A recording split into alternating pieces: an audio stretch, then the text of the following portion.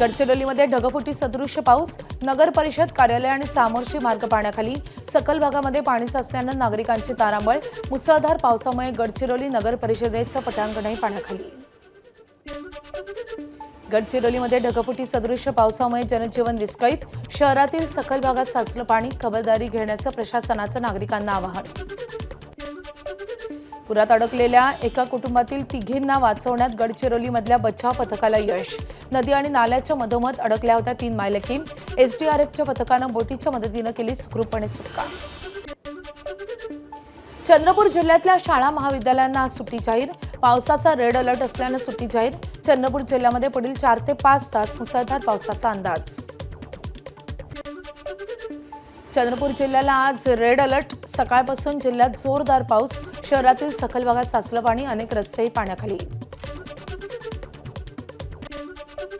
कोल्हापूर जिल्ह्यातलं राधानगरी धरण पूर्ण क्षमतेनं भरलं, राधानगरी धरणाचे स्वयंचलित दरवाजे उघडण्याची शक्यता, दरवाजे उघडताच भोगावती आणि पंचगंगा नदीची पाणी पातळी वाढणार।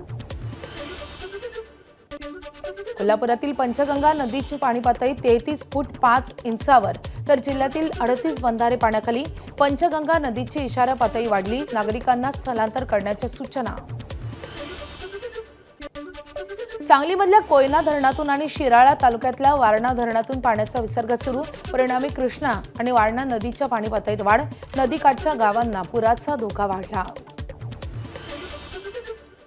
भंडाऱ्यातल्या गोसेखुर्द धरणाचे सर्व 33 दरवाजे अर्ध्या मीटरनं उघडले, धरणातून 1,53,000 क्युसेकनं पाण्याचा विसर्ग सुरू, गोसेखुर्द धरणाच्या पाणलोट क्षेत्रात मुसळधार पाऊस। गोंदिया जिल्ह्यातल्या पुजारी टोला धरणातूनही पाण्याचा विसर्ग वाढवला, धरणाचे 6 दरवाजे उघडले, धरणातून 10,832 क्युसेकनं पाण्याचा विसर्ग, नदीकाठच्या गावांना सतर्कतेचा इशारा। नांदेडमध्ये 2 दिवसांपासून पावसाची संततधार, त्यामुळे गेल्या 10 वर्षात प्रथमच पैनगंगा नदीवरचा सहस्रकुंड धबधबा प्रवाहित, सद्यस्थितीत सहस्रकुंड धबधब्याचं रौद्ररूप दिसतंय, धबधबा प्रवाहित झाल्यानं पर्यटकांचीही गर्दी।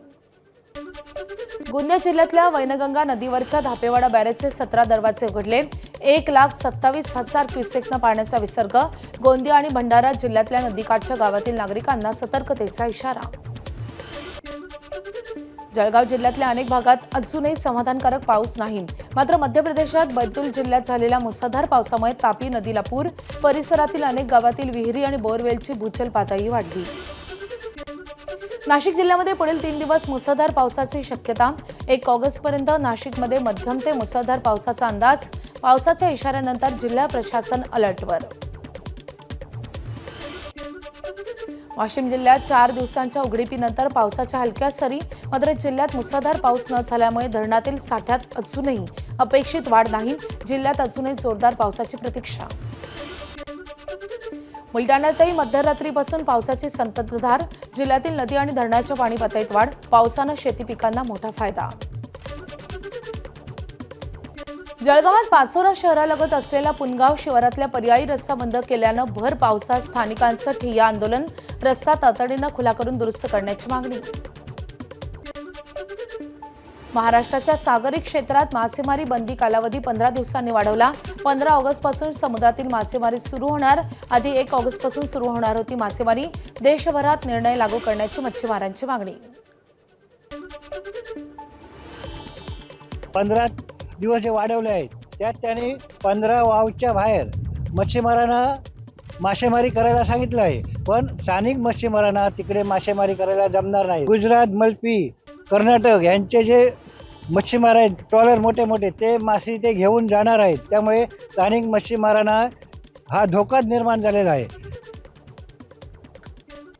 नाशिकमध्ये खड्ड्यांमुळे आणखी एका नागरिकाचा मृत्यू, निलेश कोतकर या 40 वर्षीय दुचाकी स्वाराचा मृत्यू, अंबड MIDC मधल्या एक्सलो पॉइंट परिसरात चिखल आणि खड्ड्यांमुळे दुचाकीचा अपघात, जबाबदार अधिकारी आणि ठेकेदारावर गुन्हा दाखल करण्याची मागणी। नाशिकमधील खड्ड्यांच्या प्रश्नावर ठाकरेंची शिवसेना आक्रमक, ठाकरेंच्या शिवसेनेचे नगरसेवक आज करणार आंदोलन, महापालिका प्रवेशद्वारावर सकाळी 11 वाजता आंदोलन। उत्तराखंड जिल्ह्यातल्या उत्तरकाशी जिल्ह्यात भूस्खलन, डोंगरावरून दगड आणि मातीचा ढिगारा आला खाली, डोंगरावरून मोठे मोठे दगड खाली आल्यानं भीतीचं वातावरण, उत्तरकाशी ते कुपडा गावादरम्यान असलेल्या पुलाच्या खाली कोसळले डोंगरावरून मोठे दगड। एबीपी माझा, उघडा डोळे बघा नीट.